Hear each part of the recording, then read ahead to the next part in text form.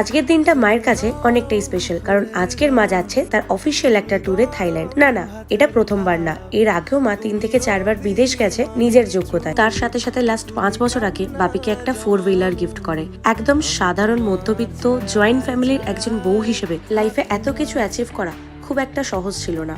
আমি যখন ক্লাস 5 না 6-এ পড়ি তখন মা ডিসিশন নেয় যে না, লাইফে আমাকে কিছু একটা করতে হবে। আর আজ প্রায় 12 থেকে 13 বছর কমপ্লিট হয়ে গেছে, মা কোনোদিনও একবারের জন্য পিছন ঘুরে তাকায়নি। আশা করি তোমরা জয়েন্ট ফ্যামিলি মানে বুঝতে পারছো বাড়িতে কতটা প্রেশার থাকতো কাজের। আর তার উপরে আমার বাবারা হচ্ছে 11 জন ভাই বোন। আমার লাইফের সবচেয়ে বড় ইন্সপিরেশন হচ্ছে আমার মা। আর তোমাদের সাথে এই স্টোরিটা শেয়ার করার একটাই কারণ, অনেকেই ভাবে আমার আর লাইফে কিছু করার মতন বয়স নেই।